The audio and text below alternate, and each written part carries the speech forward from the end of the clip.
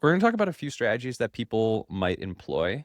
Know that none of these, though, can be like considered in a vacuum. So these all involve other pieces of your financial plan in helping you to determine whether it's right for you. So first one, you mentioned a little bit, but being mindful of both your current year expected income as well as future years of expected income. Let's give an example that feels maybe a little straightforward, but say you're married and you and your spouse are both working. Next year, your spouse is planning to go to grad school. So your ordinary income is actually going to crater as a couple, or, get halved or what have you, whatever that split is. You might want to think about waiting to exercise your options and possibly exercising a bulk of options available to you while your spouse is in grad school. Again, we can't predict whether your company's stock is going to be, or the price, whether it's going to be up or down at that time.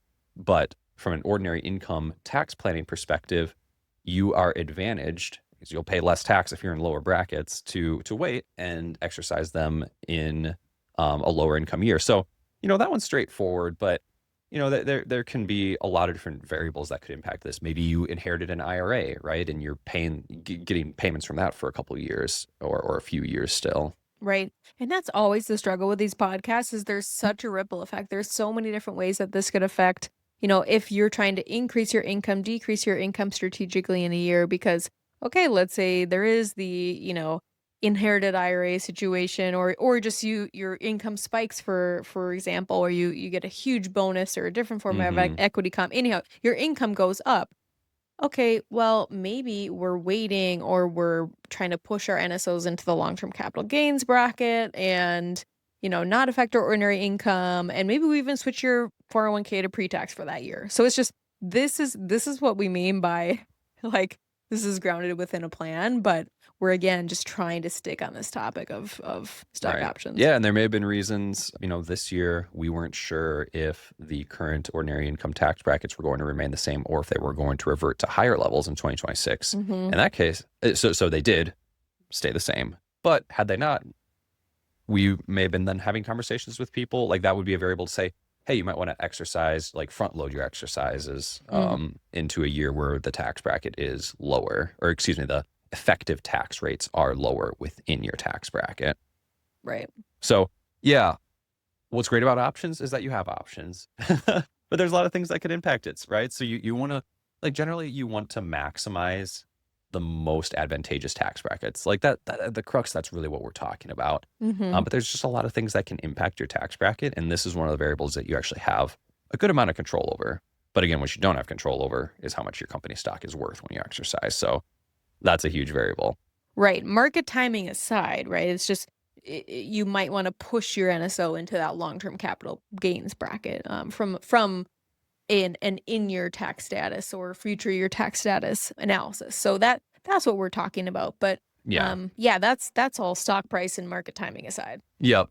Yeah. And so, you know, whether you decide to push your options as far out as possible or exercise them sooner, that also is a question that's kind of steeped in like whether you want to take more risk in your company or not. For some people, hanging on to their stock options for 6, 7, 8, 9 years may actually make sense. If you're steady at the company, you believe the stock could go up a lot, but you don't have either the risk tolerance or the desire to hang on to a lot of company stock.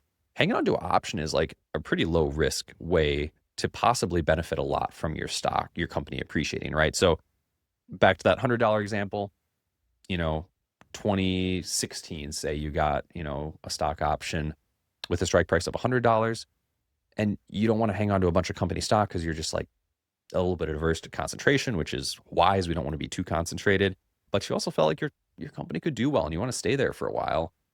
That stock, let's just say your company stock is worth 300 or 400 in 2025. Now you might want to exercise and you never took risk in that stock. You never had it in your net worth and it's going up and down, but you could just get a nice bonus and it would be taxed as ordinary income, right? Because you waited to exercise. But if you got a bunch of shares of that, that could actually be a really big bonus that you get without having to take risk. So again, kind of depends where you're taking risk across your portfolio, but options give you a lower risk way to possibly participate in your company's growth. Totally. You can hold a coupon, as long as it doesn't expire. Yep. Yep. 100%. On the flip side, and I'd say this one applies more frequently in cases where you're working for a smaller company, the stock is super cheap, you think it's kind of undervalued, you guys might be in a high growth situation, you might want to use your options and acquire the stock kind of ASAP when it vests, if you're planning on holding on to it, because like you've said a couple times, once you own the stock, it's any future growth or movement of the stock is taxed at capital gains rate. So if you hold it for more than a year, in most circumstances, your long-term capital gains tax rate is going to be lower than ordinary income. So if you exercise the stock and hold on to it, you can get more favorable tax treatment. If you decide not to exercise it and it grew a lot and then you exercised it, great, you get money, but it's all taxed at ordinary income. So it's all a kind of a tax game, only as a game with high stakes. So there's a lot of different ways you can go about it, but it's all about controlling your income over time with what you have available to you. There's a lot of people that are really thankful that you see it that way. Because for a lot of people, it's just a headache and they don't even look at it or try to do anything with their stock options. Yeah. Yeah, absolutely. So They just ask their coworker and they do what they're doing. And that person asks their uncle who, it's so. yeah, no, I'm glad you said that, because I think for a lot of people that we've talked to that have stock options, a lot of them just do that cashless exercise and just like take, some money in the bank. And that's not bad. Like it's great to make money, but as you can see, if you've stuck with us here, like there's a lot more potential efficiency that you could get out of these. Like these can actually be a huge lever in your financial plan, as opposed to just something you do when you remember, just kind of click in. Okay, yeah, I got a little bonus coming to me from my company stock that's gone up. It's like, well, wait a second, we actually could maximize tax brackets. We can modulate income up and down based on this equity compensation that you've been given by your employer. It's just like so much more flexibility than some of the other things like RSUs, another common form of equity comp. Yeah, it's complex, so some people fear it, but really it can be viewed and used as a tool.